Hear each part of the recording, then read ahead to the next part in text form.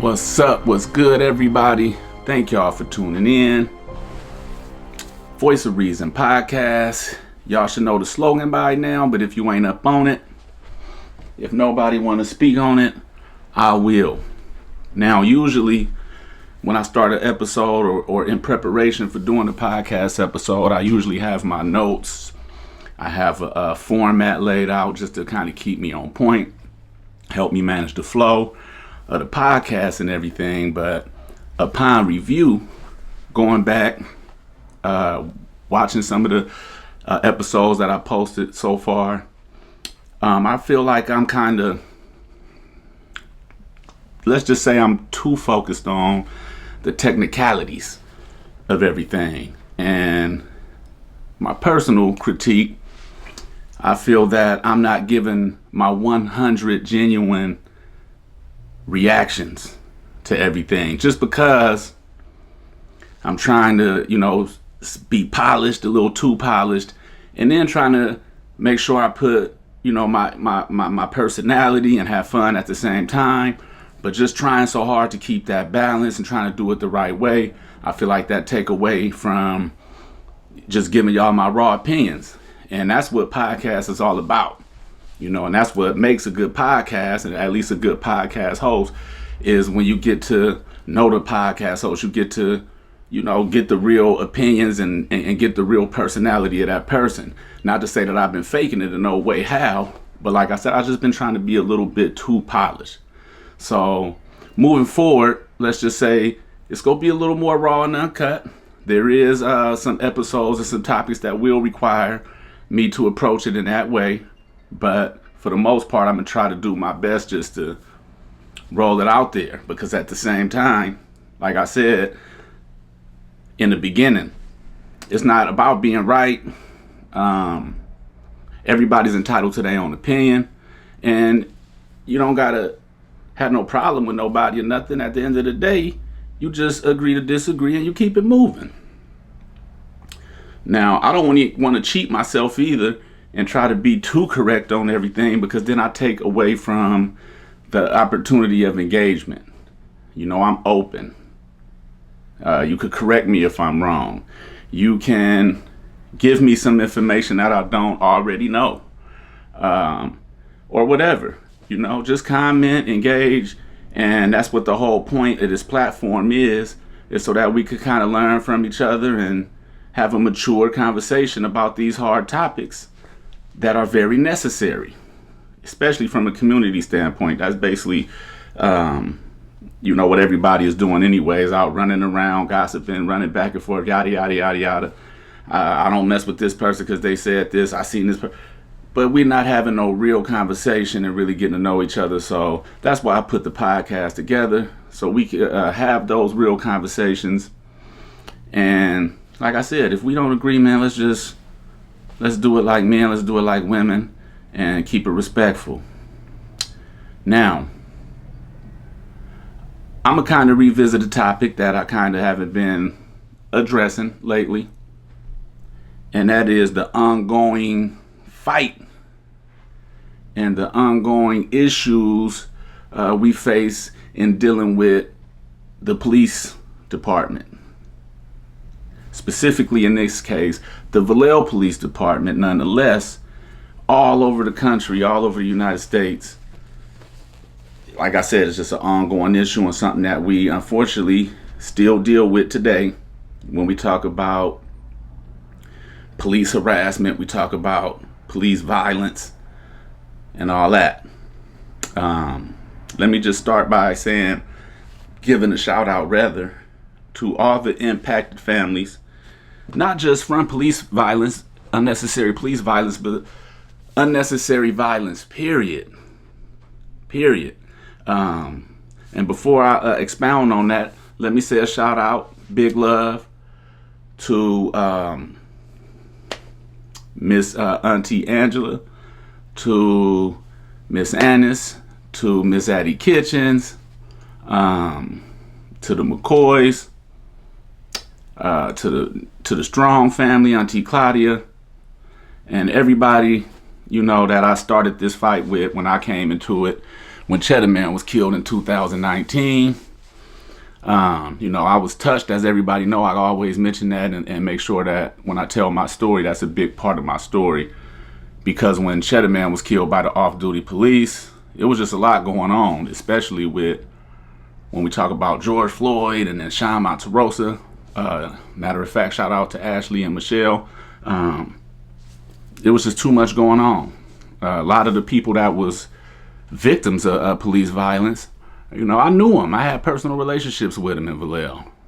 And I just felt like at the time, watching all of the stuff on the media and social media and stuff like that, the people that I seen and the movements that was happening, I didn't see none of the real ones out there. So I just felt like I had to be a voice for us. And I was moved to go out there and speak and organize and do all the things I did. And it grew into something. I believe it was impactful. I found myself at the table at a lot of discussions. Learned a lot, learned where I went wrong with a lot of things. But I kept it moving. And you live and you learn.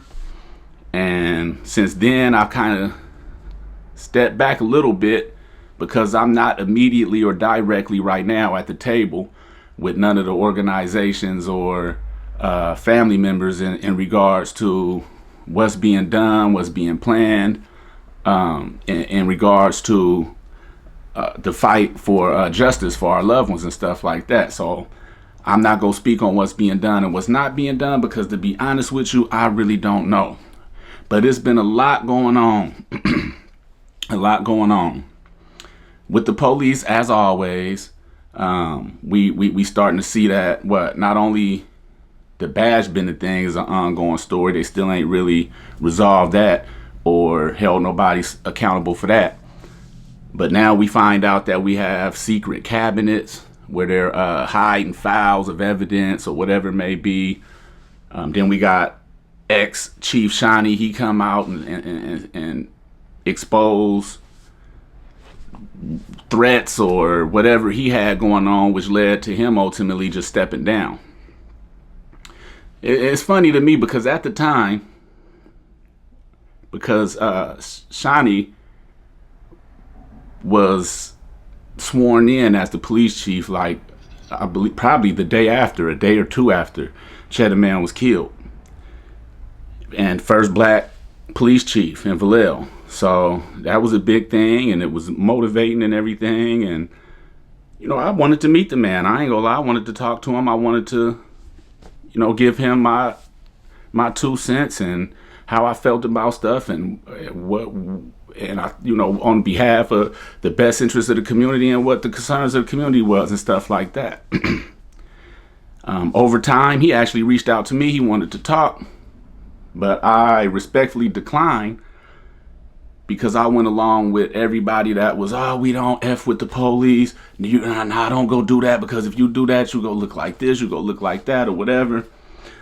And me being so worried about that and worried about what people go think and how it's go look and all that, I declined.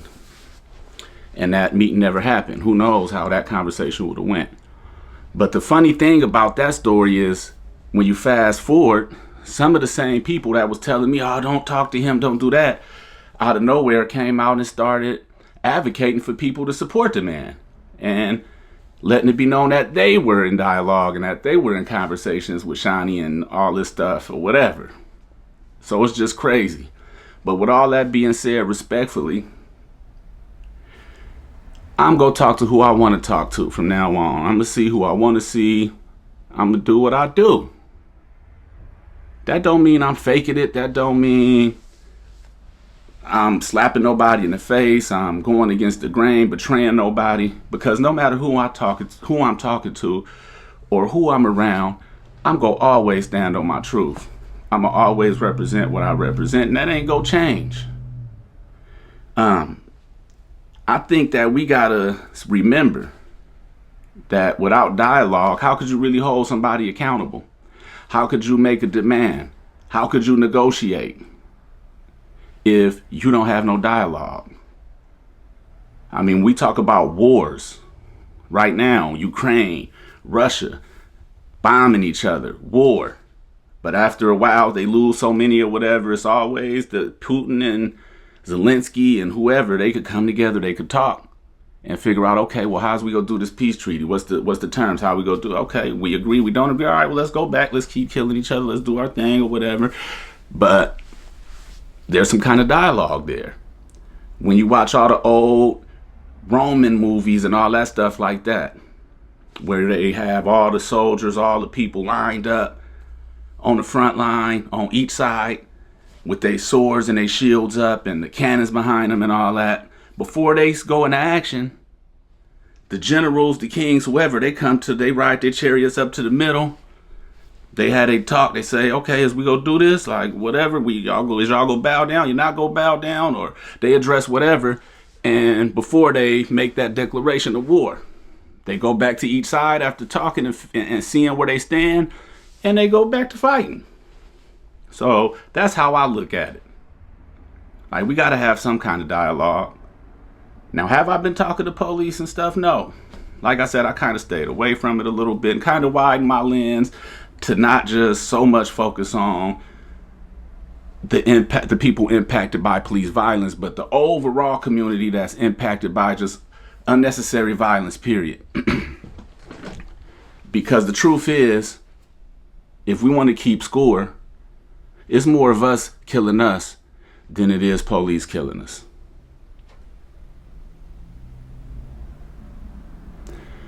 In a way, it's been normalized when we talk about gang violence, black on black violence, whatever.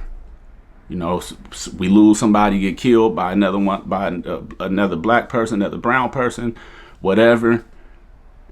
You know, we hurt, we get the shirts made.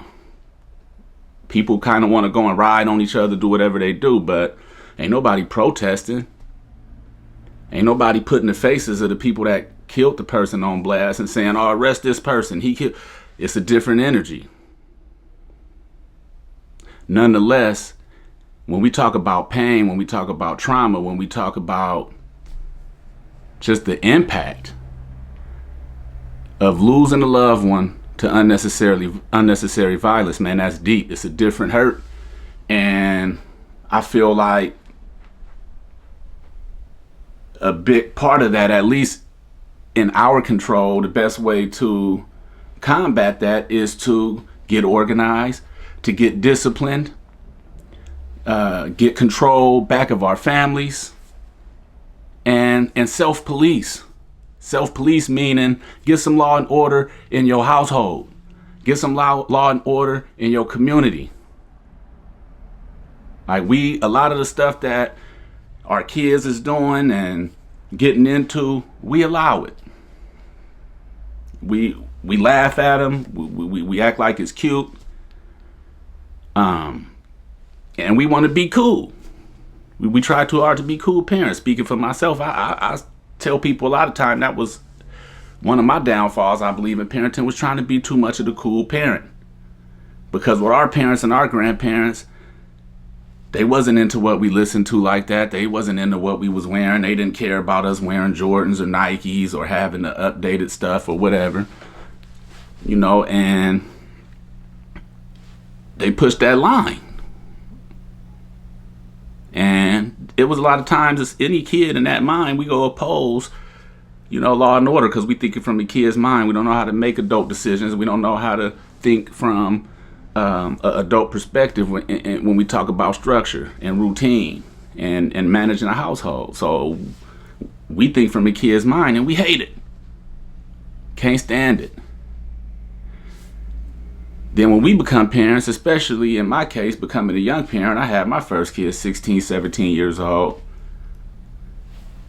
Then we go out our way to be cool with our kids, you know, because for the most part, we listening to the same music.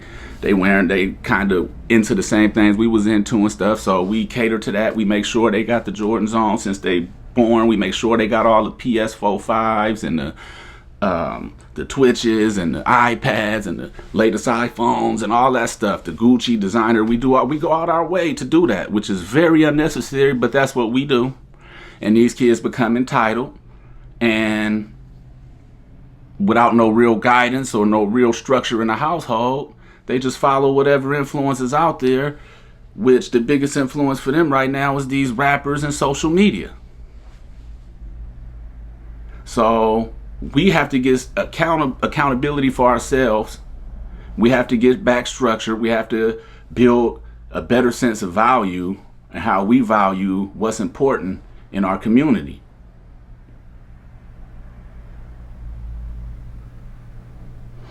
During the time 2020 when we was out there, the big thing was defund the police, even abolish the police at the same time. It sounded good, but fast forward now, you got people complaining, fussing, and now mad because the police is understaffed. The police ain't around to keep things under control. It's sideshows going on all over the place. They're not responding to no calls. You barely even see police cars on the streets. You know, especially late at night, you drive around Vallejo, it's kind of scary. You don't see a police car. It's dark. You just like you don't know what to expect. It's like driving in a horror movie or something, waiting for something to happen. And then now, I just seen a post about us bringing in the sheriffs to help the understaffed police. So we'll have sheriffs on the streets now. And then now you got people champion that. Like, man, it's about time. And some of those people that's doing that is the same people that was just screaming, we don't need the police. But that's the problem. We are so quick to say we don't need something, fire this person or whatever, abolish this, abolish that, and we don't have no alternative. Okay, we could abolish the police, we could defund the police, but have we agreed on where to put those funds that we're going to take from the police? Have we agreed on a system so that a different system or alternative solution for policing? Have we tightened our game up and did what we had to do as a community to get control of our community and our kids? No. So once we abolish the police, we don't have no more police. The police don't have no more money. It go out in the streets, then what? Who's gonna save us? Am I saying that to make excuse and defend the police? No. But before we want to keep on saying this needs to be changed, that needs to be changed, we need to figure out how is that change gonna look? What do it need to look like? Who need to be in that place? We don't want Trump in office and all this. Well, who should be president? If you could pick anybody right now, if somebody came and said you pick the president right now, who would you pick to be president? And you might be a little more studied up and a little more on top of different people out there doing stuff in the politic world than I am. But when I thought about that, it was hard for me to think of a person. And I had to think to myself, as much as I like to see that man out of office, okay, if we got him out of there, who do I see in there that's going to do better or do the right thing that I could trust at least? So we got to start questioning ourselves about that and hold some accountability to ourselves. It's because, man, we could go all day complaining and all day talking about what people ain't doing and what's not being done. I mean, these badge benders, ain't nobody been arrested yet.